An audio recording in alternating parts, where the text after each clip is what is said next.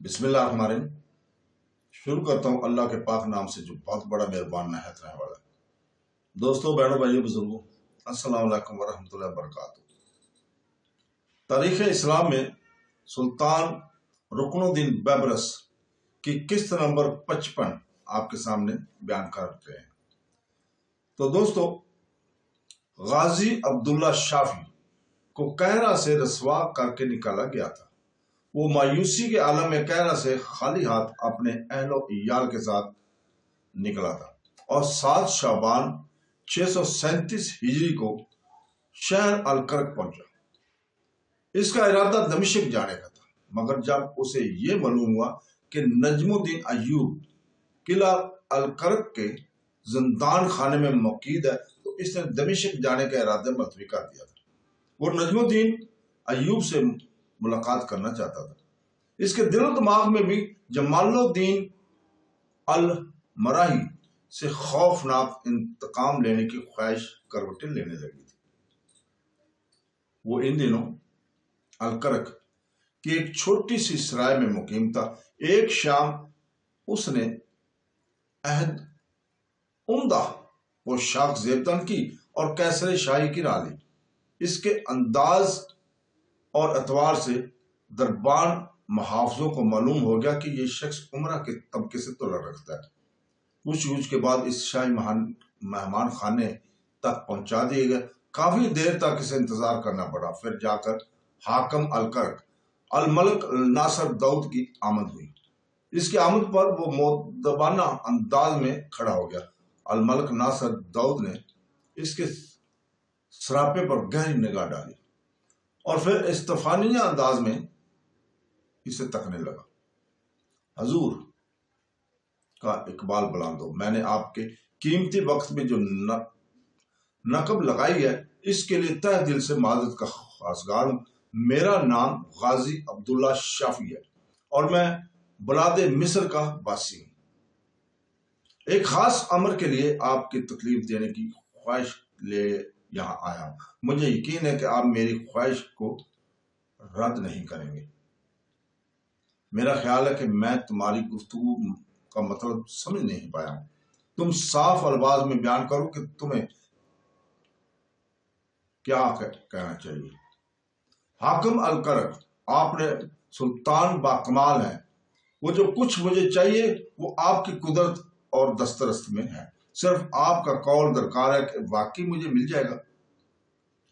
مدعا جانے بغیر میں تمہیں کوئی قول اور قرار کیوں دے سکتا ہوں؟ میں سلطان علی کو مجبور بھی نہیں کر سکتا کہ قول افا میسر آ جاتا تو میں پر امید ہو جاتا۔ مصری اسیر الملک الناصر داؤد نرم لہجے میں گویا ہوا، تم بے فکر ہو، ہم حتی الامکان کوشش کریں گے کہ تمہاری ہر جائز بات کو پورا کیا جا سکے تاکہ تم یہاں سے ناخوش نہ جاؤ۔ میرے علم میں آیا ہے کہ بلاد شرقیہ کہ سلطان نجم الدین ایوب کو آپ نے کسی قلعے میں قید کر رکھا ہے۔ اس نے بیان کیا، میں ان سے ایک ملاقات کرنا چاہتا ہوں۔ غازی عبداللہ شافی نے ہمت باندھ کر اپنے دل کی بات کہہ ڈالی۔ الگ بات تھی کہ اس کی آواز فرط خوف سے لرز رہی تھی اور محسوس رہی تھی۔ کیا کہا تم نے؟ نجم الدین سے الملک ناصر داؤد اس کی غیر متوقع فرمائش پر چونک اٹھا۔ غازی عبداللہ شافی کا سر غیر ارادی طور پر حسابات میں ہل گیا اور دوسرے لمحے جیسے ہی اسے کچھ ہوش آیا تو وہ نگاہوں سے سلطان کا چہرہ دیکھنے لگا۔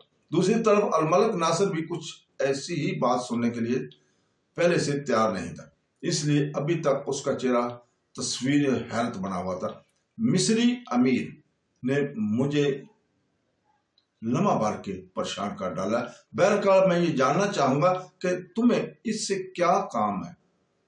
میں ان کے ساتھ کچھ ضروری بات کرنا چاہتا ہوں، خصوصاً ان کے چھوٹے بھائی صفو الدین ابو بکر کے حوالے سے۔ کیا کوئی سرکاری پیغام وغیرہ ہے؟ نہیں، یہ سرکاری معاملہ نہیں بلکہ میری ان سے نجی ملاقات کہی جا سکتی ہے۔ اگر میں تمہیں اس امر کی اجازت نہ دوں تو الملک ناصر قدرے گھورتے ہوئے بولا، مجھے یقین ہے کہ آپ مجھے ناچیز کے ساتھ ایسا ناروا سلوک نہیں کریں گے۔ الملک ناصر اس کے انداز بیان پر لاشعوری طور پر ہنس پڑا۔ ٹھیک ہے، تم کل صبح یہاں آ جانا اور یہاں سے اجازت نامہ وصول کر لینا، لیکن یاد رکھو کہ تمہیں صرف ایک ہی ملاقات کی اجازت دی گئی ہے۔ میں آپ کا تہ دل سے شکر گزار ہوں، میرے پاس موزوں الفاظ نہیں جن سے آپ کا شکریہ ادا کر سکوں۔